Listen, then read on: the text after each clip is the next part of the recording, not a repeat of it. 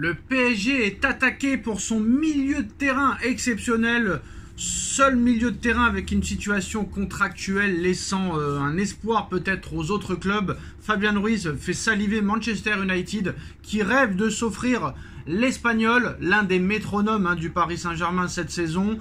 Il y a un an, Fabian Ruiz ne faisait pas partie des joueurs que les supporters du Paris Saint-Germain rêvaient d'avoir dans leur équipe. Mais voilà, 365 jours plus tard, un championnat, une Coupe de France, un trophée des champions, une Ligue des champions et peut-être une Coupe du monde des clubs, une Super Coupe d'Europe et une Coupe intercontinentale plus tard. Le discours a totalement changé. Jamais blessé, jamais suspendu. Le milieu de terrain espagnol parisien est indispensable depuis qu'il a trouvé le bon rythme. Et quand il trouve le bon rythme, il rythme le jeu. Et très clairement, on voit la différence. Très clairement, il y avait un Fabian Ruiz avec l'Espagne, un Fabian Ruiz avec le Paris Saint-Germain. Avec le Paris Saint-Germain, c'était pas très beau à voir. Alors qu'avec l'Espagne, c'était la folie. Et on se demandait tous pourquoi Fabian Ruiz performait avec l'Espagne et pas avec le Paris Saint-Germain. Donc maintenant, le milieu de terrain est indispensable quand il a trouvé le bon rythme. Il récupère un peu, distribue beaucoup et marque ou fait marquer de plus en plus régulièrement. Surtout, sa science du jeu permet à ses coéquipiers de s'appuyer sur sa maîtrise technique et son expérience pour gérer les matchs très chauds. Des qualités qui manquent clairement à un autre ancien grand d'Europe, qui n'est plus un grand d'Europe, Manchester United. Mais il n'y a pas que Manchester United qui est très intéressé par Fabian Ruiz. Il y a aussi l'Arabie Saoudite. Alors le club anglais a décidé de tenter sa chance pour faire venir Fabian Ruiz, annonce Foot Mercato. C'est la formation la plus motivée parmi d'autres de Première Ligue et d'Arabie Saoudite pour faire un pont d'or, offrir un pont d'or aux joueurs du Paris Saint-Germain. Personne n'est dupe. L'enjeu est d'éviter que l'ancien joueur du Napoli ne prolonge à Paris pour approcher peut-être le joueur plus facilement. Fabian Ruiz est en fin de contrat en juin 2027 avec le Paris Saint-Germain. Pour le moment, Fabian Ruiz a toujours la main sur ce dossier, mais nul doute que si Manchester United et l'Arabie Saoudite se réveillent pour un joueur qui a le vent en poupe à l'heure actuelle, c'est afin de faire des propositions financières très copieuses, de quoi faire tourner les têtes, même si un départ cet été n'est pas envisageable aux yeux des dirigeants parisiens, à moins d'une offre incroyable.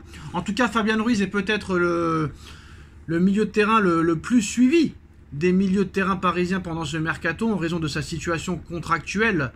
Tant aller chercher un Vitinha ou un Joao Neves n'est pas envisageable actuellement, vu qu'ils sont sous contrat encore jusqu'en 2029 avec le Paris Saint-Germain et que Paris demande des centaines de millions d'euros pour commencer à discuter avec les clubs. Donc le PSG reste toutefois solidement campé sur ses positions, qui devraient lui permettre de repousser assez sereinement les attaques des autres clubs prétendants pour Fabian Ruiz. Surtout que Luis Enrique, le coach du Paris Saint-Germain, depuis son arrivée en 2023, tient en haute estime son compatriote espagnol, même quand il était mauvais, même quand il était à côté de la plaque, qu'il y avait pourtant, il n'y a pas si longtemps, snobé, quand il était sélectionneur de l'Espagne à l'époque.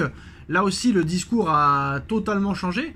Oui, c'est comme ça. Quand tu travailles, il n'y a pas de secret. Donc voilà, après maintenant, on va voir combien Manchester United ou l'Arabie Saoudite pourrait proposer dans ce dossier. Mais c'est vrai que si Manchester United balance une offre à 60 millions d'euros alors que Ruiz a été acheté 25, peut-être que Paris discutera.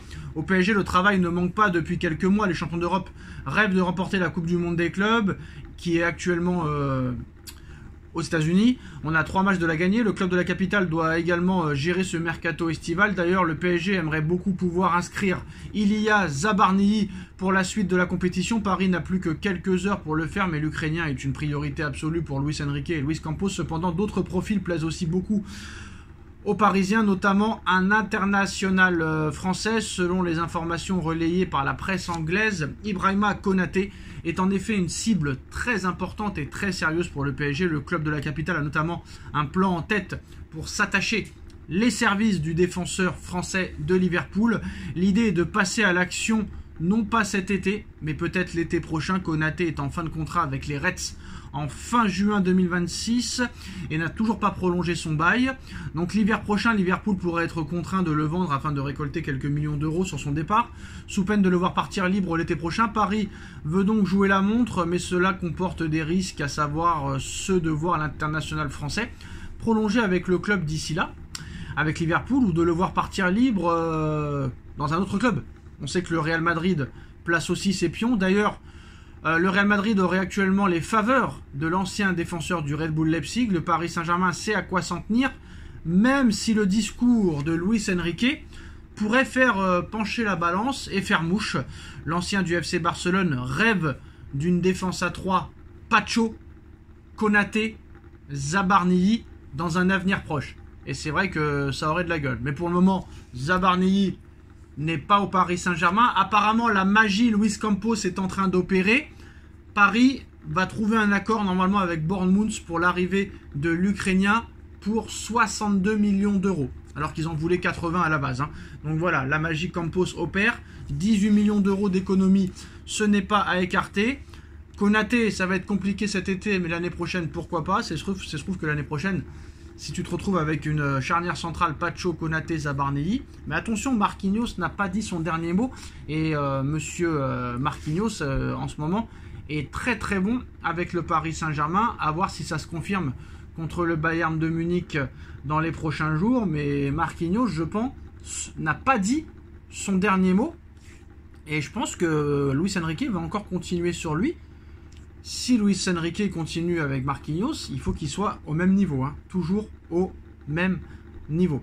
Donc voilà les dernières infos mercato. Il y a encore d'autres choses à dire. Hein, notamment sur les départs. Kang-in Lee est sur le départ. Asensio est sur le départ. Kipembe est sur le départ.